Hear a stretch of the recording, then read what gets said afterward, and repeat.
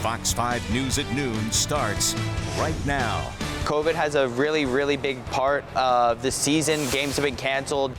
Devoted UGA fans already in Miami ahead of the Bulldogs Orange Bowl matchup with the Michigan Wolverines. We're going to tell you the role COVID-19 plays in whether or not players will actually step foot on the field. And you need to be weather aware today as severe storms threaten to put a damper on the day. Into tomorrow, we have a look at the forecast just ahead. First, though, gunmen fire more than 90 rounds from 4 different guns in a DeKalb County shooting that leaves a man dead just days before his birthday. Now, family members are desperate to find the person who pulled the trigger. Hello and welcome to Fox 5 News at noon this Wednesday. I'm Caitlin Pratt in for Portia Bruner. That hail of gunfire erupting this morning at an apartment complex on Glen Hollow Circle. Detectives are now trying to piece together exactly what happened. Let's get right over to Fox 5's Eric Perry, who joins us live from DeKalb County. Family members say the victim had just moved into the complex. This is very upsetting.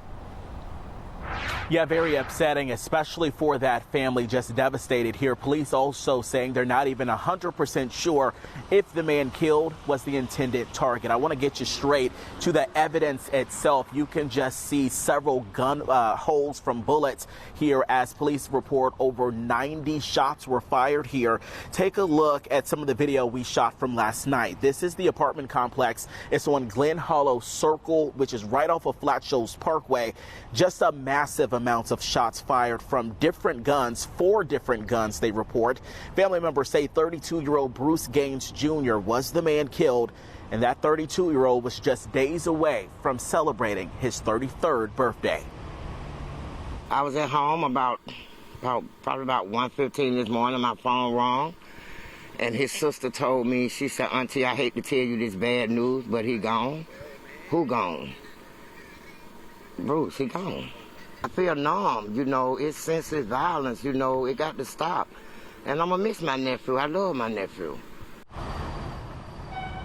Yeah, and that victim also leaves behind several kids as well. Several cars and apartments were hit, but at this point, investigators are still working to try to find out exactly who is responsible. And back out here live, we want to show you one of the just 90 shell casings that were here. If you take a look, it's just kind of scattered all throughout this parking lot, just leaving evidence of really just the chaos that endured last night. Coming up, starting at 4 o'clock, we're talking with people in the neighborhood who say that they are just shocked by this violence. I'll have that and much more when you join us again starting at 4. In DeKalb County, I'm Eric Perry, Fox 5 News. Nearly 100 bullets. Unbelievable. All right, Eric, thanks. Authorities have stepped up their search for a mother and her 6-year-old daughter. Officials now say they believe the child's father, who they think took them, could be traveling through Arizona.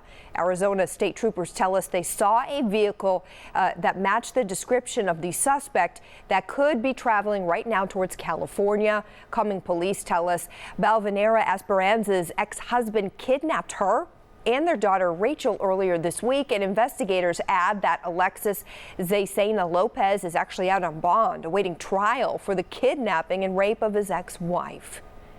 Police say a known gang member is now behind bars in Athens, Clark County. Investigators have taken 22-year-old Miquan Pitard into custody. They have charged him with a violation of the Georgia Street Gang Terrorism and Prevention Act, possession of marijuana, among some other charges as well. Time now to get you caught up on today's weather as we look across downtown Atlanta from our Georgia Power camera.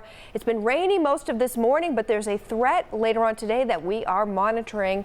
Fox 5 Storm Team meteorologist Joanne Feldman picking that part of the story up right now. Yeah, and Caitlin, and that threat is actually increasing since we last saw you on Good Day Atlanta this morning. So let me get you up to date on this here, as we are still tracking rain across North Georgia now, but bigger storms to follow later. This is how it looks on Fox 5 Live Viper.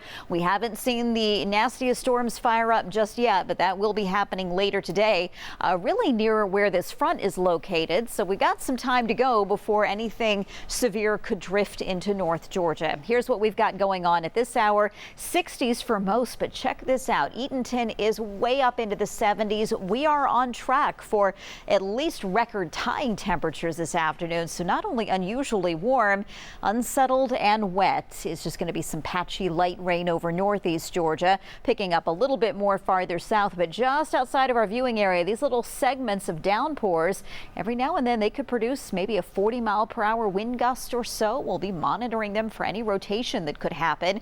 In the meantime, we're seeing the cloud base lift a little bit over the city. After some morning rain, it's now 67 and cloudy. The wind is calm, and here's where we're headed next, getting to 72, which would tie a record from 1984. We may not see much rain in the late afternoon, but we are gearing up for what will follow this evening and into tomorrow morning. This is that upgraded risk that I mentioned, that level 3 possibility on a scale of 1 to 5 that had already been in place for Mississippi, northern Alabama, and parts of Tennessee, now extended into northwest Georgia. So this is where especially damaging winds or maybe even a brief spin up of a tornado will be possible. Being an overnight possibility, I want to get you all prepared on what you need to know before you go to bed tonight. We'll walk through the hour-by-hour forecast on this coming up in just a few minutes. Caitlin? A lot to get to. Thanks, Joanne. We now turn to the latest in the COVID-19 pandemic. A lot to get to here, too. We've learned you may have protection from the Delta variant if you're first infected with this new and rapidly spreading Omicron variant. That's according to researchers at the Africa Health Research Institute. Health officials there say people infected with the Omicron variant may have increased immune protection against Delta. Scientists also say Omicron could displace the Delta variant by giving immunity, so that would neutralize the Delta variant, makes reinfection from it unlikely. Meantime, more children across the nation are in the hospital right now. Health officials say the nation tops roughly 260 pediatric hospitalizations a day. That is a 30% increase from just last week. Health officials say only 23% of children are vaccinated nationwide. Just more than 13,000 new cases, state health officials say. Tuesday's COVID-19 numbers in Georgia fell just short of setting the all-time high single-day record for new cases. Those numbers painting a disheartening picture of the pandemic.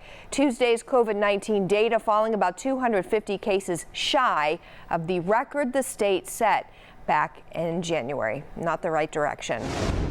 Demand, meantime, for COVID-19 testing higher than ever as the Omicron variant surges across the state, and that's why DeKalb County plans to distribute thousands of at-home tests to residents. And Fox 5's Deidre Dukes joins us live from DeKalb County with details on this effort. Hey, Deidre. Hi, this is Caitlin. One of those tests, DeKalb County officials announcing today that they will be distributing 5,000 of these COVID home test kits throughout DeKalb County in an effort to cut down on long lines at COVID test sites like this one we're seeing here at North DeKalb Mall. This line at one point wound its way through the parking lot and spilled out onto the street. One woman told us she waited about 2 hours to get tested here at this site this morning. Now, starting tomorrow, these COVID home test kits will be distributed here at North DeKalb Mall, at 2 other locations also. That's a COVID testing site at South DeKalb Mall and at Plaza Fiesta on Buford Highway in Atlanta. DeKalb CEO Michael Thurman says it is an alternative option for people who want to get tested but either don't want to or simply cannot wait in these long lines. It really breaks my heart. When you see the long lines, you see people, many of them experiencing fear and anxiety, can't get access to the tests in the testing lines, the pharmacies are depleted. So we knew that we had to do something, that we could not just stand by and allow this crisis to continue unabated and not at least try to mitigate the circumstance. And Caitlin, these tests are being offered free of charge, so you can get them for free, 1 per person, and the distribution will begin starting at 9 a.m. at the locations I told you about tomorrow morning. We are live in DeKalb County. Deidre Dukes, Fox 5 News. Thanks, Deidre. A surge in COVID-19 cases has forced one major local university to have its students learn from home. Emory University will start the spring semester with remote classes. That includes undergrad and graduate, along with professional courses. Now, for now, the school plans to transition to in-person learning on January 31st. The switch to remote learning, this is important, does not include clinical or research activities or School of Medicine courses. DeKalb County Schools plan to welcome students back in person this upcoming Tuesday. The district's mask policy will still be in effect. School leaders will also provide COVID-19 testing and vaccination clinics to help keep everyone safe. For now, the Orange Bowl is still a go. The Georgia Bulldogs will face off against the Michigan Wolverines this Friday. Both teams hoping to advance to the College Football National Championship game. And as Fox 5's Claire Sims tells us, fans have already started to arrive to Miami for the big game. We are starting to see more and more people decked out in red and black as we explore the Miami and Fort Lauderdale areas ahead of the game. And while fans are excited, they also are cautious about the days ahead. Thanks so much. Go Dogs. Die-hard Dogs fan Austin Friedman says so far, being in Miami for the Orange Bowl has been an unbelievable experience. We've seen all the Michigan players, we've seen all the Bulldogs. Friedman grabbed selfies with some of his favorite Georgia players when the team buses returned to the Intercontinental Hotel Tuesday afternoon. Definitely got a picture with JT Daniels, got a picture with Darnell Washington, I saw Nyland Green, I saw some of the Star Dogs. Fans can't wait to see Georgia and Michigan battle it out Friday at Hard Rock Stadium. But there is still an air of apprehension as cases of the Omicron variant rise. If either the Bulldogs or the Wolverines cannot field a team, their playoff run is done. COVID has a really big part of the season. Games have been canceled. JT Daniels and George Pickens just coming in late for this game, and it's crazy to see how players are missing from these games and now they're coming back and you don't know who's going to be, the uncertainty. So it really evens up the matchup. It could be anybody's game now. We caught up with Friedman a little bit later and he says, well, he was excited to meet those players. He's now also thinking a little bit more about whether he should actually go to Friday's game because of the virus. In South Florida, Claire Sims, Fox 5 News. And still ahead on Fox 5 News at noon, former Governor Andrew Cuomo will not face criminal charges in a New York county for 2 separate allegations of sexual misconduct. Stick with us to find out why. And troubles at the terminals persisting for yet another day as thousands of travelers deal with more delayed, more canceled flights. Stay with us for a look at where things stand right now.